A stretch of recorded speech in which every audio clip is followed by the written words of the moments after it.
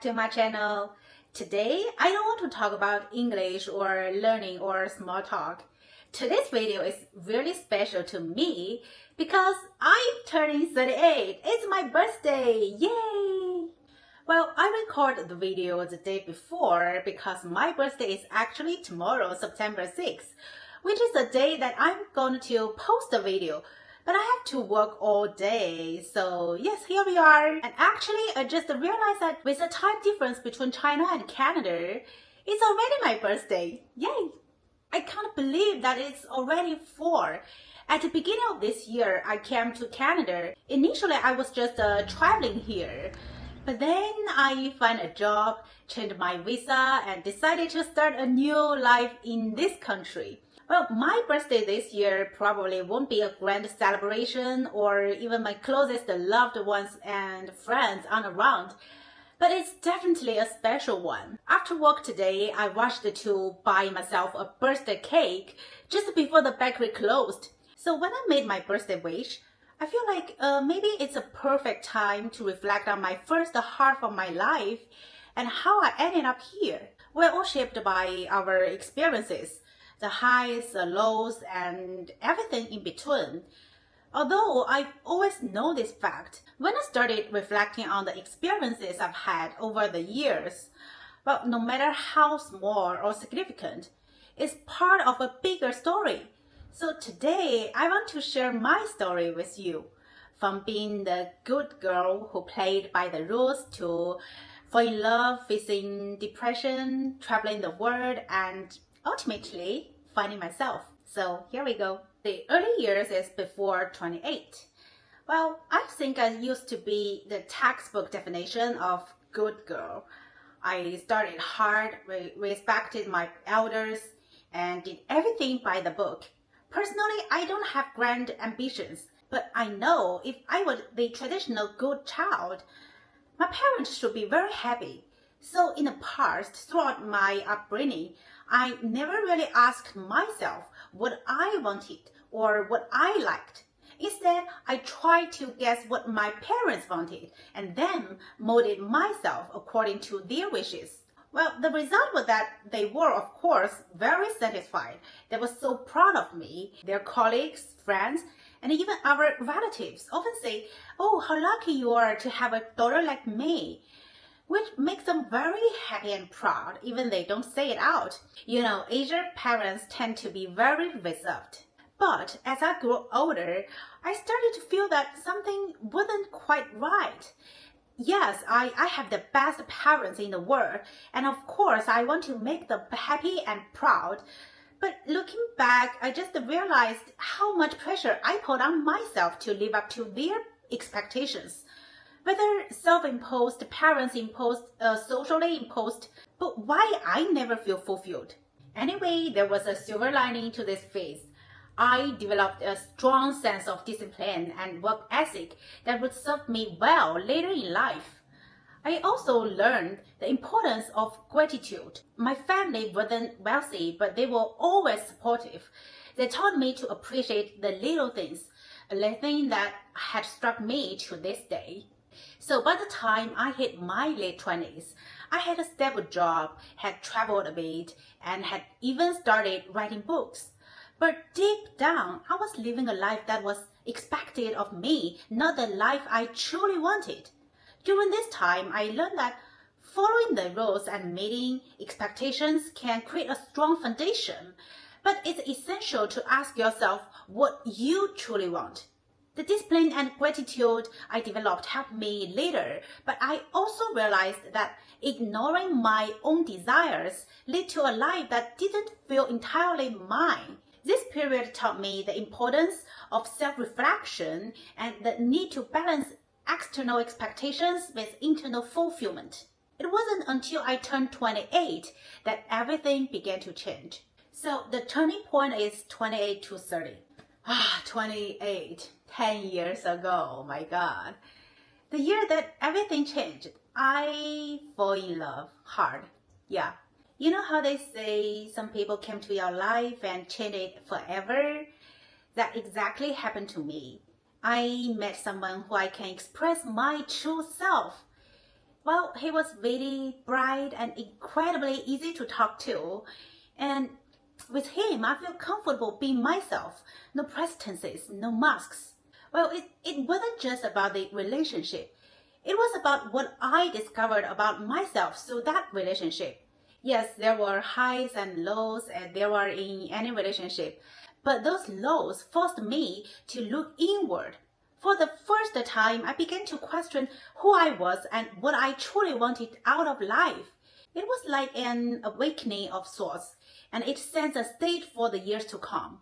I learned that it's okay to be vulnerable, to open up, and to allow yourself to be seen. I also learned that self-discovery is a never-ending journey, one that's both exhilarating and terrifying at the same time. This period taught me the importance of vulnerability and self-discovery.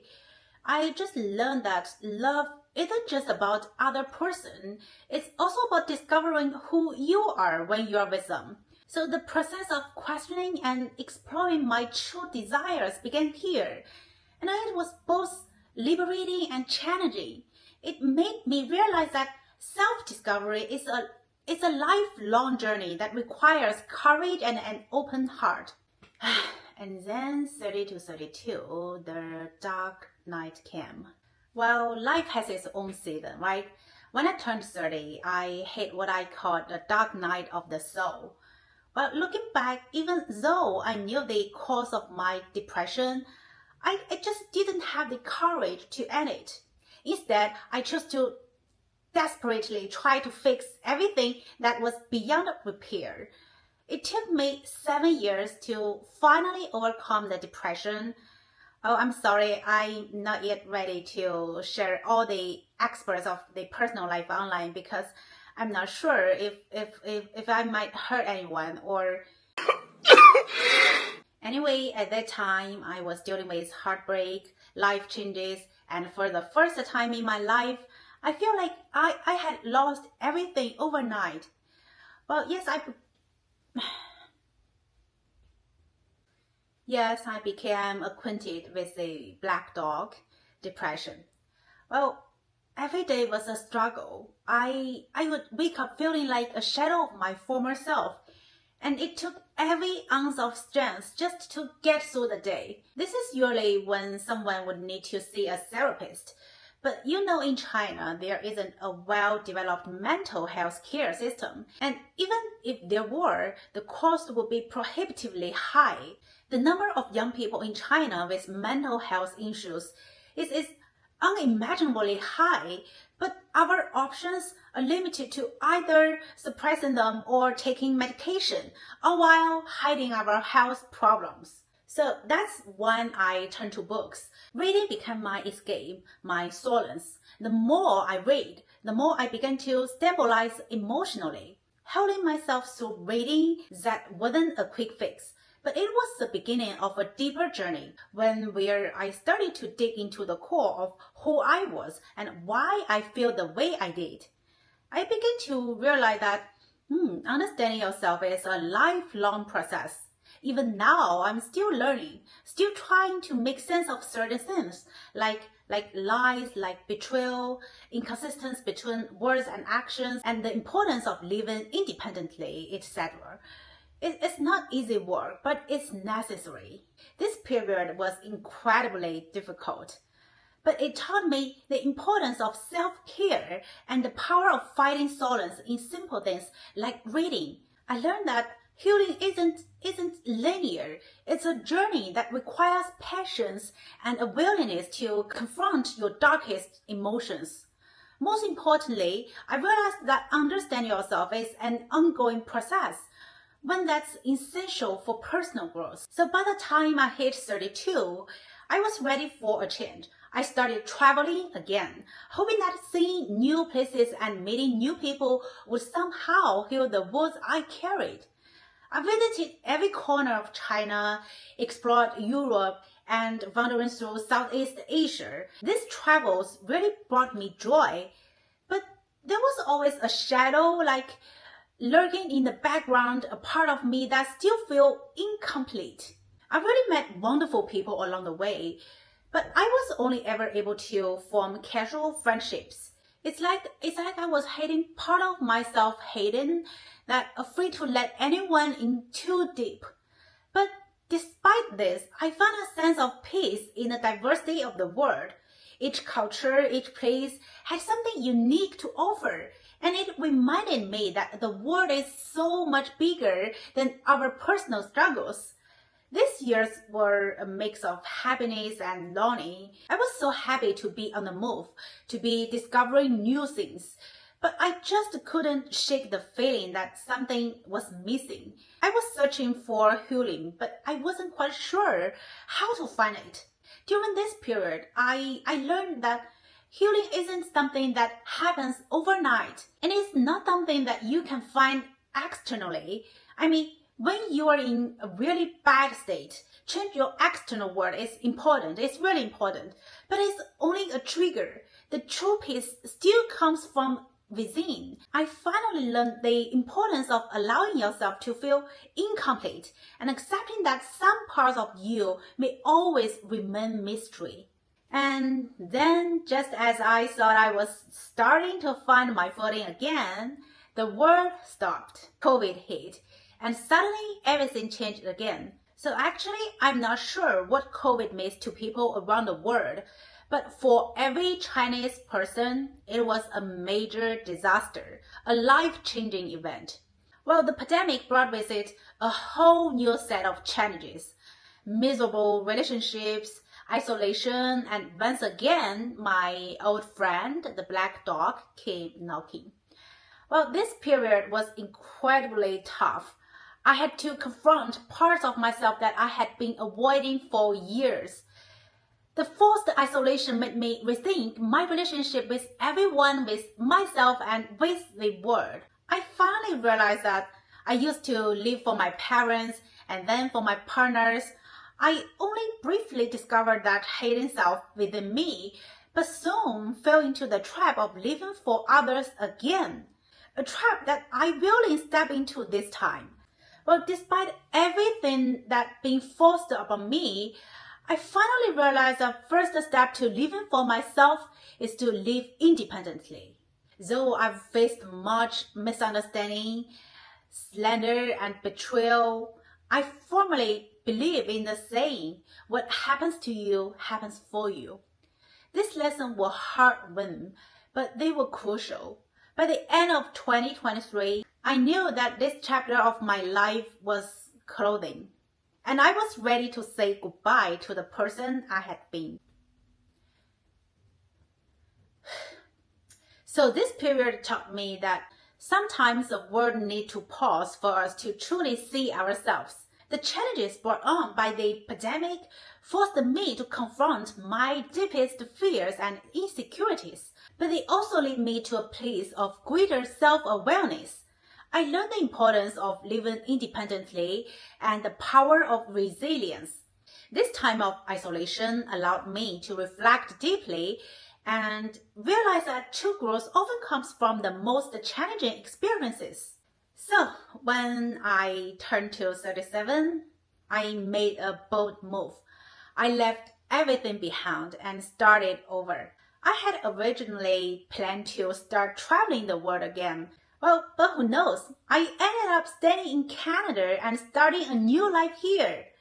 From just 2 simple suitcases, I now have a new home, a new job, and I'm facing new people and a new environment. It was exhilarating, scary, and liberating all at once. For the first time, I feel like I had a freedom to be whoever I wanted to be. I found a job, work on a farm, something I had always struggled with in the past.